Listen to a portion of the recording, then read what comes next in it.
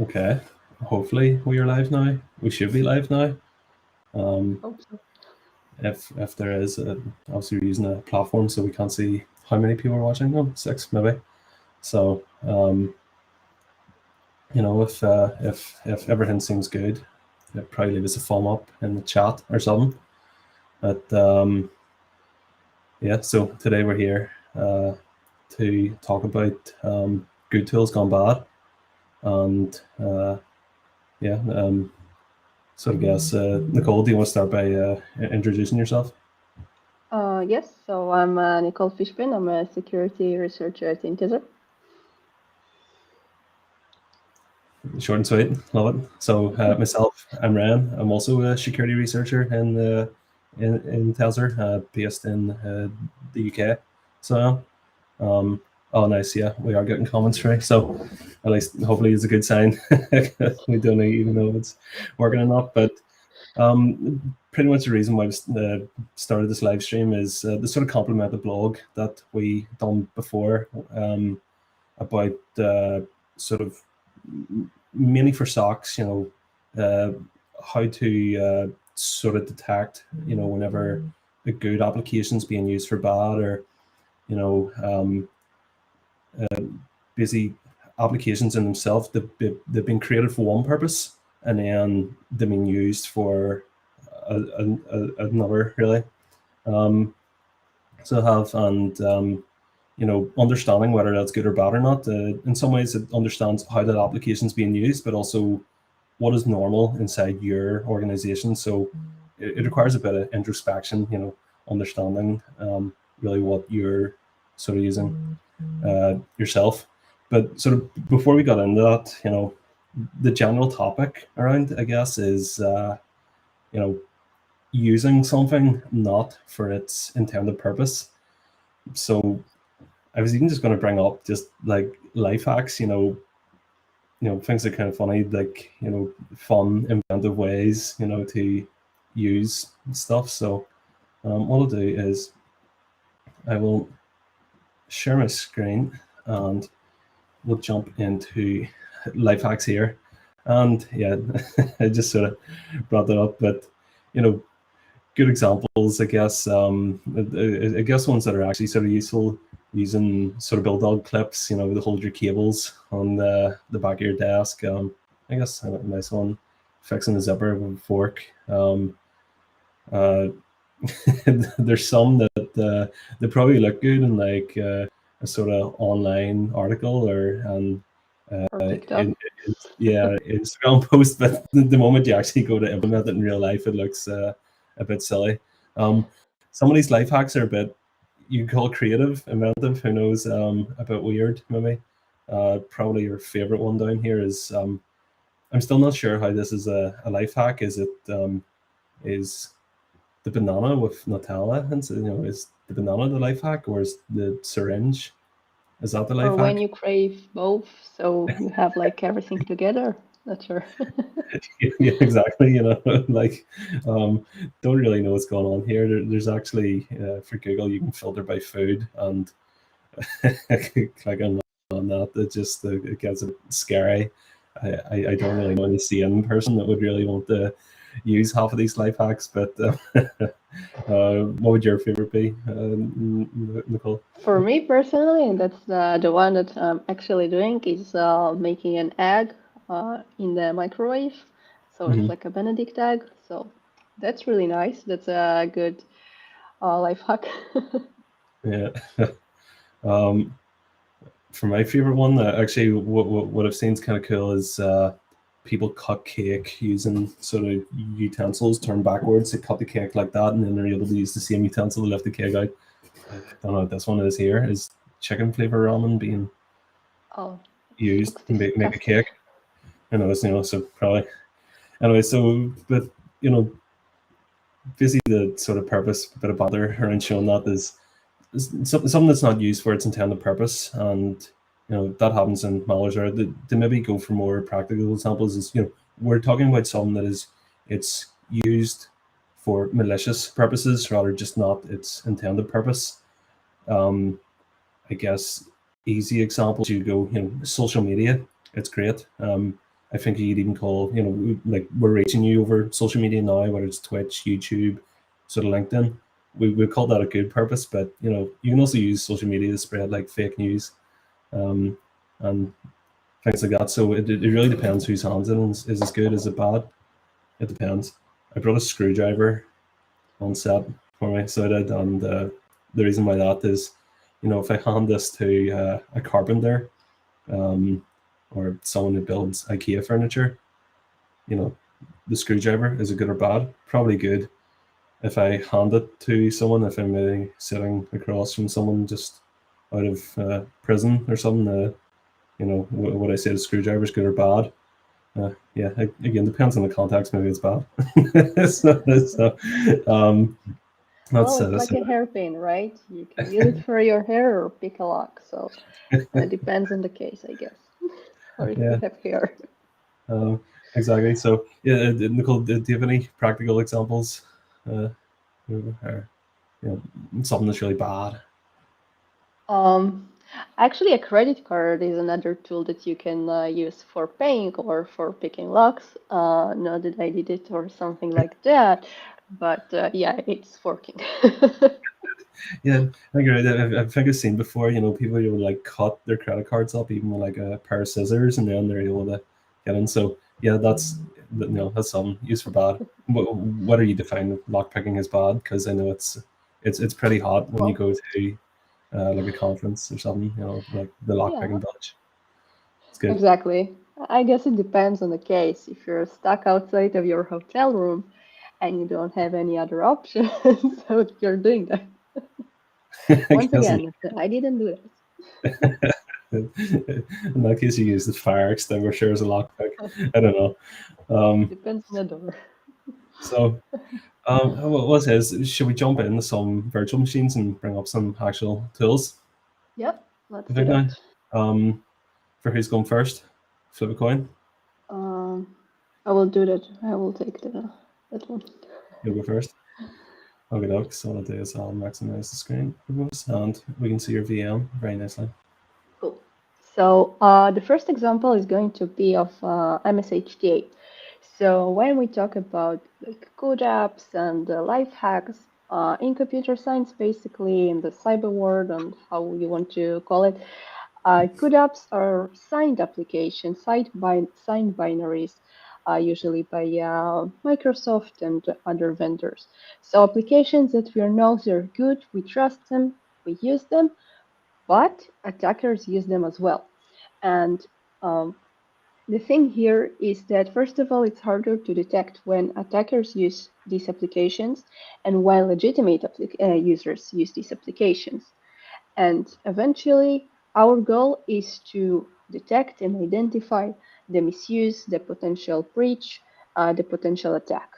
And what we want to show you are a couple of examples of signed binaries and how attackers use them and why attackers use them. Because whenever you know this, you have the knowledge, you will be able to defend your organization. So the first example is going to be mshta. mshta is a signed Windows binary. It is used to execute JavaScript and VBS scripts inside a form that is called HTA, Windows HTML application. And the thing here is that it can be very stealthy. So we see mshta in different, I would say, forms. We have like Word documents, and we have shortcut files like links. Sorry. So in this example, we're going to see a Word document, and when I open it, maybe I got stuck a little bit, but what a demo goes without issues. Anyway, so we opened the document, and what we see here is an alert. So most of the attacks are not going to be so obvious. I wanted to make an example that will have like the visual effect. So what we see here is a document that was opened and a macro was executed. Macro is basically a VBS code. It's very popular among attackers, including the most advanced ones and script kiddies. And it's like a topic by itself. But what happened here? We see this alert. Apparently, it collected some information about my my machine. I click. I added I added actually a voice. Not sure that if you heard it. I guess not. Unfortunately. I wondered. So I added like a Windows speaker. I know there was an attack a few years ago when people downloaded or clicked some links, and this Windows, like Siri, but in Windows, would say, "Hey, you have been hacked. Please call this number," and it was like a whole scam. So yeah. Anyway, what happened here is after we opened the document and the code was executed, this line was executed. The mshta saying, hey, go to this location, download an HT file, and execute the code that located there. And that's how we saw the alert. In real life, we're going to see actual malware downloaded. It could be a loader or information stealer like Emotet, Formbook, and so on. Once again, it's very popular among all the attackers. So we discussed like how it looks, and now how do we detect that? So the detection is basically based on monitoring the environment and looking who was the process that called mshta. And eventually, you know your environment the best. You will know what is suspicious and what is like a regular flow. So if, for example, I know that in my environment, Word should not call the mshta, because if it does, it means that something suspicious is going on. I will trigger an alert on that. Maybe in your case, it will be something else. But the tool that we're going to use for that is Sigma, because Sigma lets us let us write detection rules that are independent of the log source or the CM that you're using. And what we did, we created a rule that uses Sysmon. And Sysmon is a logging tool for Windows. It logs the processes, the creation of processes, files, and so on. And we can use it inside Sigma and compile a rule to run in PowerShell. So what we can see here is a list of all the events that happen on my VM. As you see, I run this scenario quite a bit. And eventually, we see all the information, including the process that was executed, the command line, timestamps, and the parent process, which was Word. So that's how I will know that something suspicious happened, and I can trigger an alert for that. So that's for the mshta. Very nice. What I ask is, do you know if any like threat actors that have been using mshta? I think we see it basically everywhere. I think Emotet, Formbook, lots of link files. I think almost every link file that I'm opening on VirusTotal contains an mshta. Yeah, I've seen a lot, like just link files galore, like mshta, and then sometimes I've even kind of seen them chained up, so you'll have like mshta will, I don't know, it'll like call it like a HTA file that will like use MS build, and then MS build will do something, and you can sort of chain up like a lot of these logins. So what I've done in the background is sort of a backup for asking is that we love MITRE. So I guess for the groups, I would say pretty much everyone is using it really, or sort of malwares. North Korea, Fin7, APT32. So it's yeah, Sidewinder. I think they're still pretty active at the moment. So they have been using it a lot. And so it's fun. Like I would say it's probably one of my favorite ones to see, because usually behind it, since it's like almost like an interpreted script in the background, that's scripts can be fun, and usually they're very like obfuscated, and you have to go through it, and it's a bit crazy. And as far as I'm aware, there actually is for Cobalt Strike, if you're generating payloads there, you've got like multiple options, I think, for mshta. So a good one to use. mshta, I think, in my opinion, it's probably one of those ones that again, whilst created for a legitimate purpose, I don't really see it being used for any legitimate purposes in this day and age. Right. It's like a bit like macros, I guess. It's like if it's If you see a macro, it's suspicious. yeah, it's a bit like, is this macro good or bad? It's like, well, was it made in the 90s or noughties? Probably okay. If it was made after that, that's probably not. What were they thinking? I don't know if we can build that into detection rules. Like, if before the millennium, it's good. If not, so yeah, that was a fun one. So I guess my turn, if we're sort of playing a game of tennis back and forth.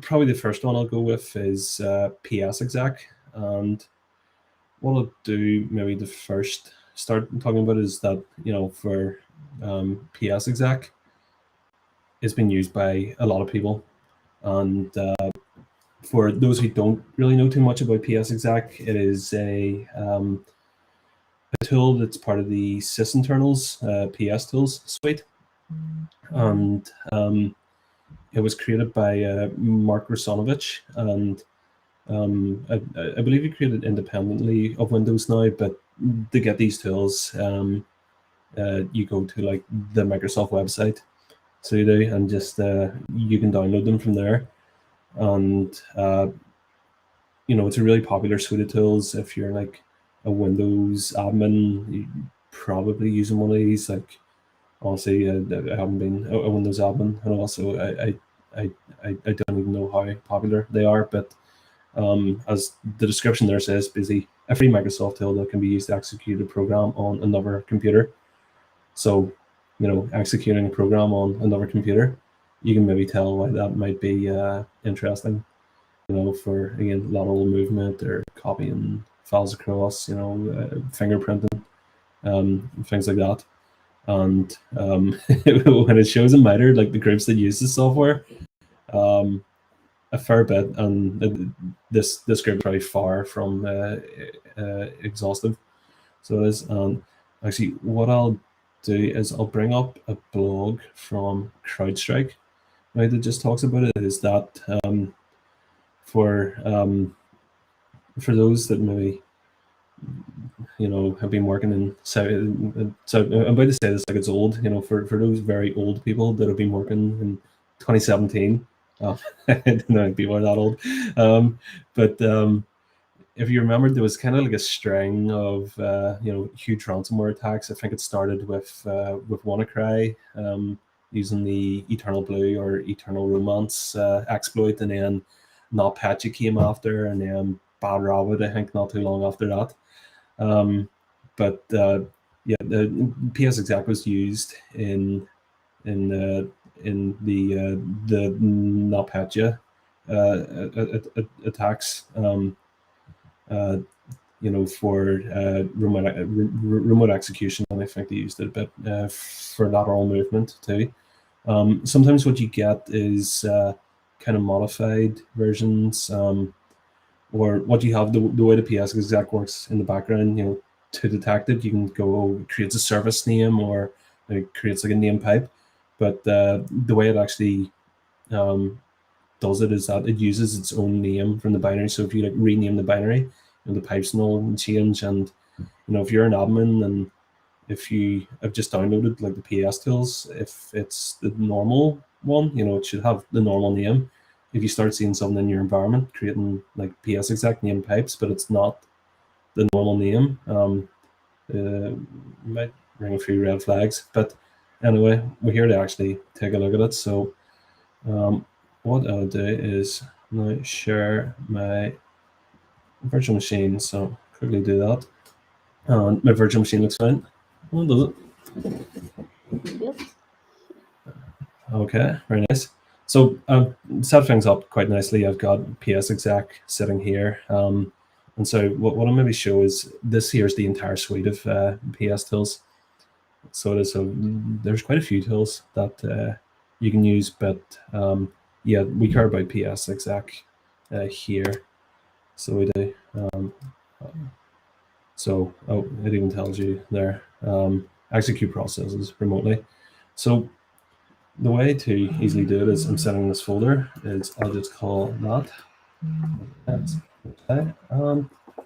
For simplicity reason, cmd.exe.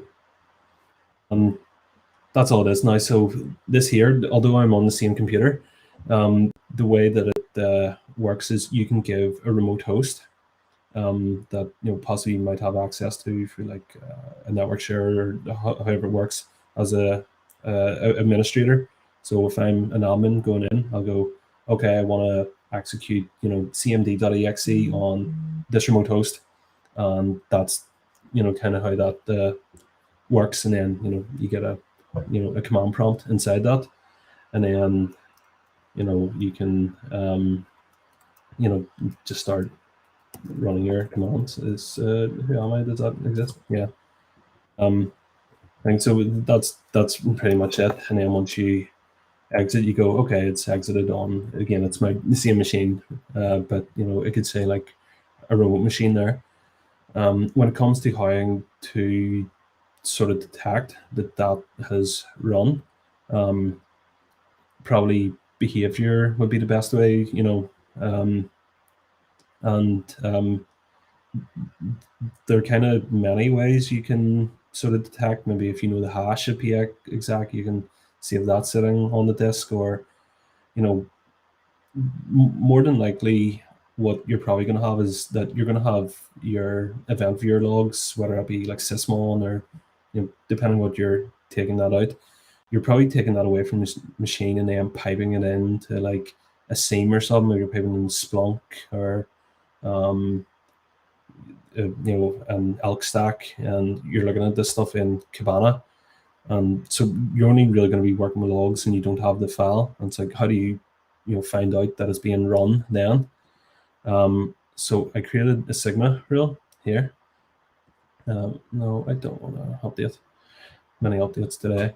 And so this here's a very simple one, and it has two things. So whenever you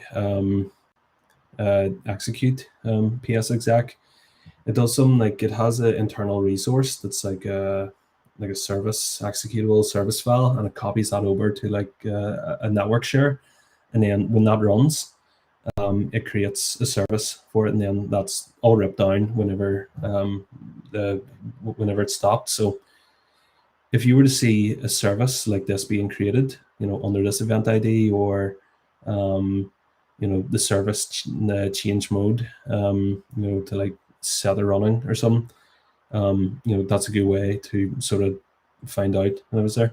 So since that's your Sigma rule, with Sigma works is you convert it to what you're actually using. If you're using Splunk or Qualies, and again, really whatever the way you're going to parse against your logs are. In this case, we used Sigmac and changed it to the PowerShell command that Nicole shown. For us, it's just simple to run these PowerShell commands to get win events on the same machine. It's like a really cheap and easy way to kind of test these rules out. So what I've done is I put that into a PowerShell file here. So if I just bring up PowerShell ISE, which I really like this tool, it's what I do, like all my PowerShell debugging inside. We have this thing here converted from our Sigma rule, and you see either this event of the creation or that event that it's set to running. If I just run this script, happy days, And so we've got, we've sort of detected that running. So we'll have our, in this case, like the service being installed on the machine. So if I were looking to find out this in my org, I could run something like that and go, okay. And then do remember, part of this is, this might be not that suspicious if you're actually using it, but if you're not using this, again, it might raise eyebrows. So whether or not you actually want to have this sort of detection in your SIEM or on your machines, it really depends, understanding what you're using in your organization, understanding yourself. So it does. As you might not want to sort of detect that. You could end up frying the brains of all your SOC analysts, that are going through alerts of this all the time. So that's PsExec pretty simply there. So it is. I think what you said about the SOC analyst, so that's maybe one of the struggles with these legitimate tools, because if you are configuring the alert or the detection rules not in the right way, it's going to produce lots of false positives. So that's the struggle here, because attackers use mshta, they're using PsExec, and other examples that you are going to show. But maybe your users in the organization use it too. So that's like you need to find, say, like the middle, the way that will satisfy everyone in a way. Yeah. We have a question from Byram. If I understand the question, why is PsExec on MITRE? Pretty much it's on MITRE because it's used a lot. Again, it's I guess I call it like a good app gone bad. In MITRE, if you look, they kind of have two categories. They have a type here, and I think there's two main types. There's type tool or type malware, and obviously type malware kind of makes things easy for us. If it's type malware, we can probably go, okay, it's bad. But again, sort of in purpose of this live stream, whenever it's type tool, is it bad or good? Depends. Depends. So that's. I hope that answers your question. It does. So I'll kick it back over to you. You've got another tool for us, Nicole? Yes. So this method is called, I'm not sure pronouncing it right, Squiblydoo. Squiblydoo, yeah, probably the most fun named technique out there. Well, sounds harmless. So Squibbly-Doo, it's really fun to say when you say it correctly. So it uses another Windows binary signed file called regisvr32. So what this binary does is register DLLs to the Windows registry, so other platforms and other software could use it. But as was discovered by Casey Smith, is that there is one parameter that -i, slash, it's like from Hebrew, so -i, where you can specify a com scriptlet or com script for running and executing before you install the DLL. And another thing is that when you use a certain combination of arguments, this command stays really stealthy because you're using the -u and -n, so you're not registering actually anything. So you're not leaving any events or threats or so on. And what this command actually does is basically says, don't print anything to the command line, just download a script from this remote location, right? So like a C2 or a hosting server, and execute whatever is there. That's it. So in this example, I'm executing PowerShell that will collect a bunch of information about my machine and send it over to the attacker. So quite unique, right? So very stealthy. I show here the CMD or the PowerShell just to prove that it executes, but that's the Squiblydoo. And once again, to monitor, to detect it, we will use Sigma. And the way we will do that is basically monitoring the unique parameters. So we have these dash arguments, and in the end, as you can see, this DLL executes the scriptlet. So we can monitor the execution of this command on our environment and alert on events when we see all these arguments together. And I'm not sure if actually RegSBR32 is legitimate used as well, like mshta. Is it used, Brian? Do you know? I didn't see. As in, there are a lot of malware DLLs that will use SVR32. Sort of a lot as a way, whenever you give like a like a shared object or like a DLL to a sandbox, and there's like many different exports, I might go, okay, which one should I call here to actually do some malicious, and what's malicious, what's junk, and sometimes people use like reg svr32 that will, you can call particular export inside the file, like register server, unregistered server, as a way to sort of hide code. But again, what's I guess beautiful about the one you've shown is that you can call that DLL that will execute a scriptlet file for you. One thing I think even nicer about that is that there are multiple engines inside it. So if you want to specify a VB script, you can write that and hand it to it. If you want to specify JScript inside that, you can hand to it, just multiple engines. So it's kind of flexible too, as well Yes, as sounding cool. and you can actually add any extension you want. So as you saw, you executed with .txt. So that's another thing. Yeah, people might monitor the URLs, and you cannot just assume it's going to be always JavaScript or VBS script or whatever. You should monitor like the whole command. Yeah, and then I guess what's even nicer, if you use HTTPS, that can hide the entire like command line. Yeah. There's kind of many ways you could call it nice. So you could, and I don't know, like even if you think sort of in-memory scanning tools, it could even kind of get around that, because again, interpreted. So if you scan the machine, all the code looks pretty green from here.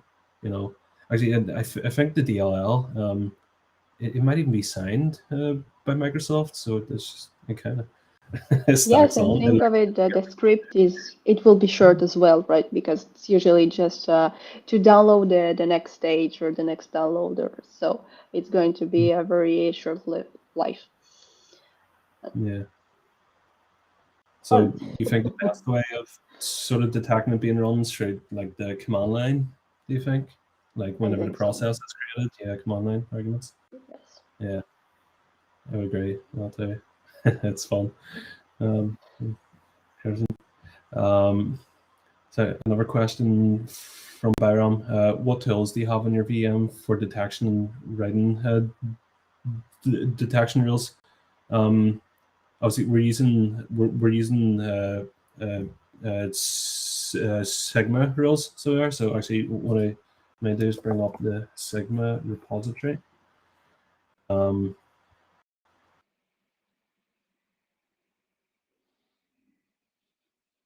Tab Sigma HQ. I guess the quickest way to sort of describe Sigma is for log files, what snort is for network traffic, and when Yara is for files. So I guess you could say it's more for behavior. You log behavior in whatever way you've got. Like endless type of logs out there, and what this sort of does is that you can encode the behavior in like a Sigma rule, and then you use a tool called Sigmac. And we scroll down, hopefully it's down here. Use Sigmac and you convert that to whatever target you're looking for. If you want to use an example of Splunk down here, and then you can take that command and put in. I think there's even some like solutions out there. Seams will just take the Sigma rule itself and they'll do like their own conversion in the back end, for their own thing. So you don't even need to really do anything.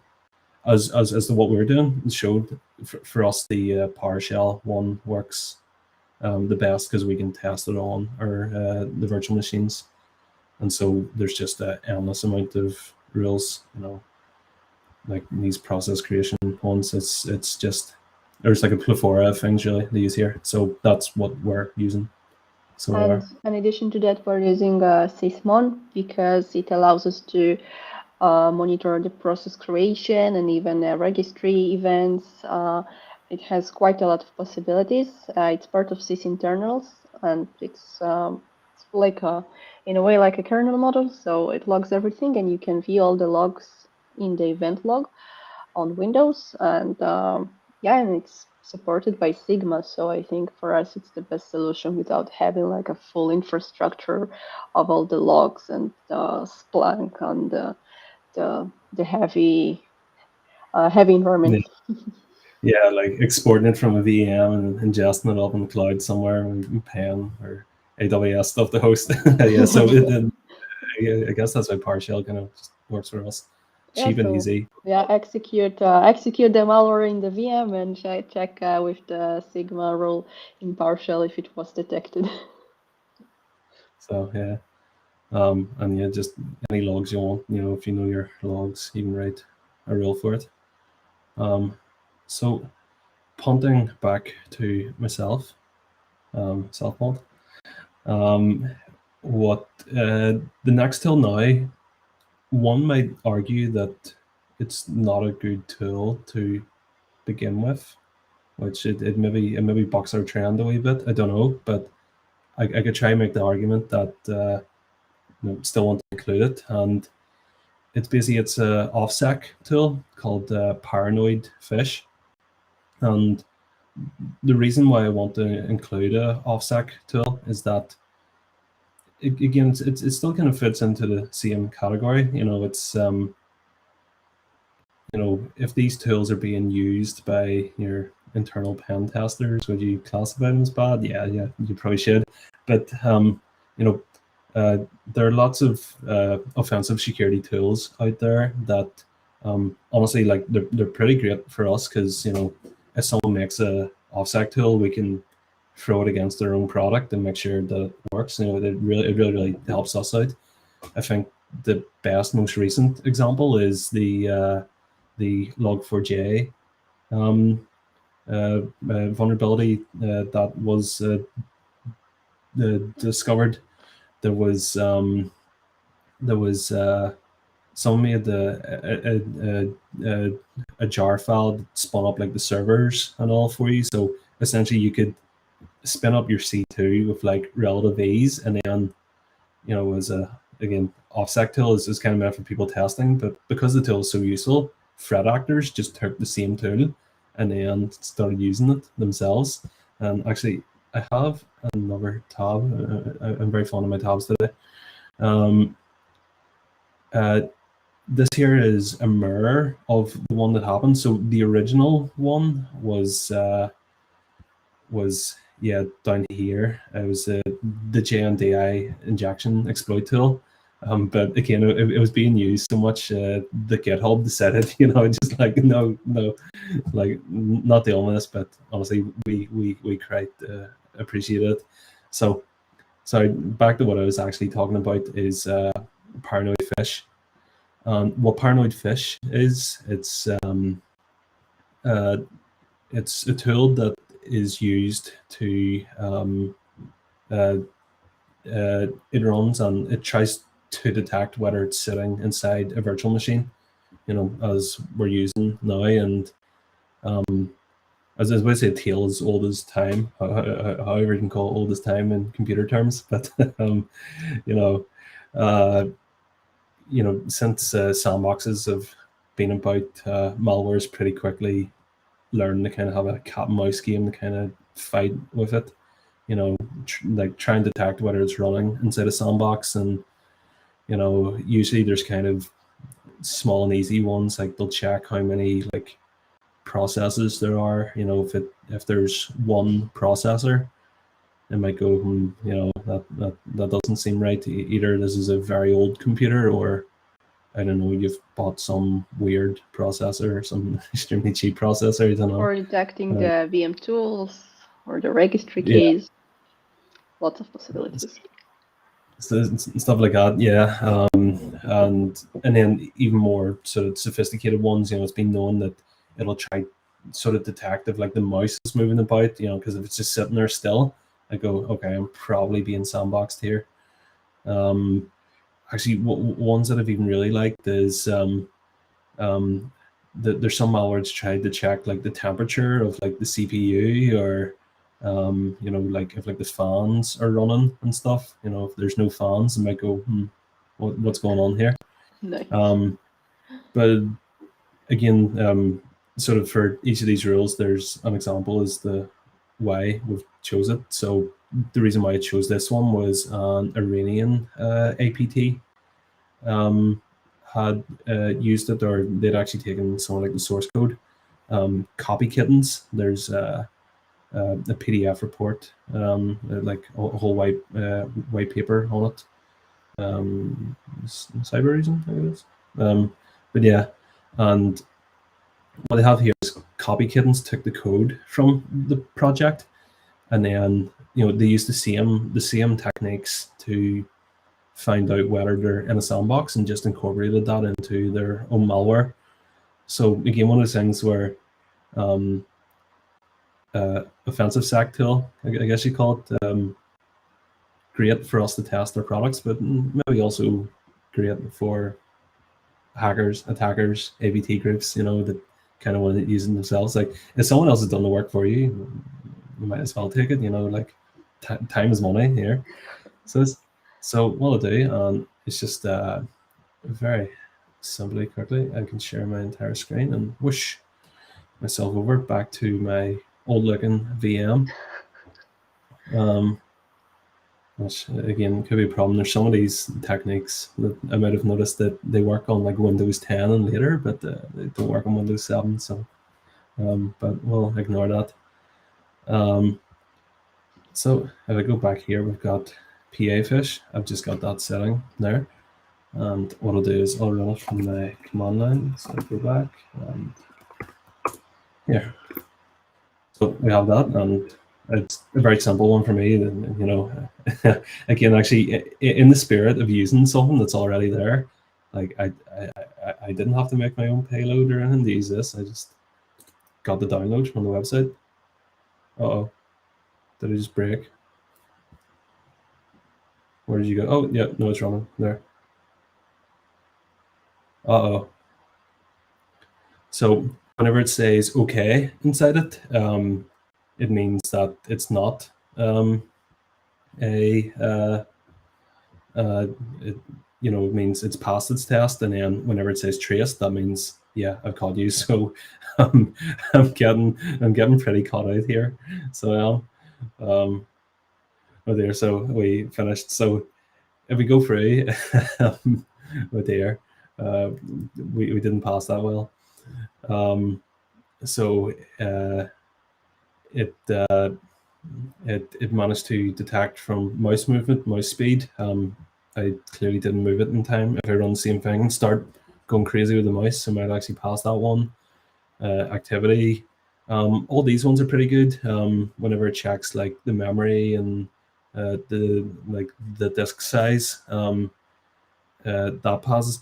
This one's a really interesting one here. If I highlight sleepest patch for get tick count, what a lot of malware will do is they'll run this get tick count, and it's basically a count of I think it's how long it's been since the system was since it's been booted up, and then they'll run that, maybe run some code, that takes a bit of a while, and for instance, like sleep, and then the run get tick count again so they will. And what they try to see if it's been skipped, because what you have is a lot of sandboxes or things like that. If they see a sleep, if I put a sleep for 10 minutes on, people are impatient. They want their sandbox results now, so it'll probably just skip the sleep.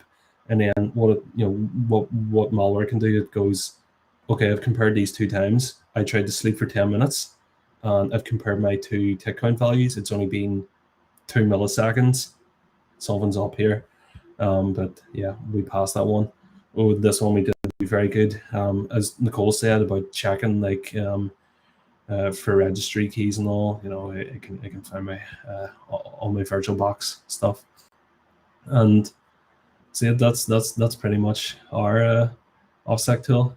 It's found some for VMware tools. I'm not actually sure what it's found from that because it's VirtualBox. Who knows? It definitely is a paranoid fish. So, and yeah, I guess there's sort of many ways to detect it. I didn't really make like a Sigma rule or anything for it. So I would say the best way is maybe like code indexing or something. You can see if this is chucked in, or if there's a malware using it. You can see that sort of binary being dropped. Again, if you've got a good sandbox, it hopefully shouldn't be detected from it, or it should detect it, before Patfish detects the sandbox. A bit of a race condition there. And so yeah, that was my nice example. What's nice about paranoid fish is that it'll give you a log, so you can take this off, and I guess it's now a bit of a checklist if you're making a sandbox that you can make a ticket for each one of these and start to fix it. So you can. So again, that's why I really liked that tool. So I did. And yeah, that's pretty much it for our tools. We have actually a couple more questions. Any you want to answer, Nicole? Or? So regarding the detection, I would say that the way we did it is understanding what the tool is doing, because we read about the tools or tools that we have seen, so we're trying to understand the behavior, we try to understand what it's going to do, and then look into the logs and search for the trails. Regarding the question, if do you need red team skills or more practical skills, I guess practice always helps. But if you got to start somewhere, so it's all about running these programs in your VM, right? And looking for the clues, analyzing the logs or the traces, and understanding what is going on. For me, the way I would tackle is, do you need offensive or sort of defensive? I just say, it's red team, blue team. I'll just say purple, like in the middle. Really, it's I guess if you're sort of talking about it in the lens of threat intelligence, knowledge is power. So it can only ever help you to know both sides. Maybe you could start with one, do the other. So if I talk about paranoid fish there, an OffSec tool is then used to inform my defenses. So that's why I say maybe offense. Yeah, I guess you can only sometimes react to it in a way. So maybe offensive first and then sort of defensive. If it's yeah, I'm sort of trying to find a good way to describe Good it. question. Yeah, it is a good question. Yeah, I would say it's maybe start with a few offensive things, sort of just run a malware here and there, and then once you understand what that's doing, and then I guess like the Sigma rules, you can start building any sort of detections for it. They're like a YARA rule for a file if you pull it apart, and then I guess part of that is there's sort of that saying that like was it someone who's smart learns from their mistakes, and then someone who's wise learns from the mistakes of others. And the sort of phrase that it's that if you're doing kind of threat intelligence, if you read like a lot of news, what's happening, in the world, like what's happening to other people in your industry and stuff, what attacks them can be used to inform your defenses. So it is like you're reacting, but you're being proactive in your reaction. Kind of makes sense. You're reacting, but before it happens to you, so it turns to proactive instead. So it does, I guess. And yeah. Related to that, so it's like when people write all these reports or analysis of new threats or new malware samples, and in the end we have the IOCs, we have the detection, sometimes the Sigma rules. So that's another thing. It's like helps you to be proactive in your defense. So I guess it's a combination because you need to understand the offensive side. You need to understand what the attackers are going to do, what they're going to look for, what are the weak spots in your organization, or what they would be looking for. Is it money? Is it data? Or both? So you need to think like in the both ways, and then as a defender, you need to understand how to defend your organization, how you would detect these actions. I'm gonna Google and bring up an image here again, since I love my tabs. I guess a good way to phrase it, if I go for like knowledge is power, there's a really nice quote from Sun Tzu. I guess it's also being used by a security company for that. If you know your enemy and yourself, you need not fear the result of 1,000 battles. If you know yourself but not the enemy, for every victory gained, you will suffer a defeat. If you know neither the enemy nor yourself, you will succumb in every battle. And so I guess that knowledge is power, but I think the thing that really hits home there is that you need to understand yourself as well, what you're trying to sort of defend. Because if you think about, the amount of threats out there, it's innumerable, really. And, you're not going to patch every single threat out there, no matter how good you do. And again, you see with stuff like Log4j, it's something new comes across, or people misconfigure stuff, and suddenly you're in like a bit of diffs. And so in order to prioritize and say patch the right things first and all, really understand like what's in your environment, like what are you trying to defend? Is it servers? Is it like laptops in your company? Is it IoT devices even? What sort of servers are you running? What malware's targeting those? Yeah, it's basically it's like a never ending learning experience for security. There's that sort of meme someone else put. It's like, I've started learning security like when do I start to get good? And it's like, you don't. Oh You can only no. learn. Yeah, that sounds good. Kind of. We're not going to end on something pessimistic. No. Actually, um, um, let me see. I've got another. I sort of picked a few memes out, before showing us that this sort of obstacles help. So, hope that's good. Yeah, in reality, Sun Tzu said that for cybersecurity area. Well, you could say, that the book, The Art of War from Sun Tzu, it's something crazy like BC. I want to say thousands of years BC, and it's still kind of relevant today. So it is. Well, sorry, most things are relevant. Aladdin starts talking about like silver and ox carts and stuff, and maybe they're not as sort of relevant for today, but at least some of the big things are. So, Yeah. Yeah, I would say that pretty much wraps up our examples. Is there any sort of ending things you want to talk about, Nicole, or any, I don't know, memes you want to share? Do you want to make it more sort of bananas with weird Nutella. stuff? Yeah, No, I'm just makes me hungry. scared.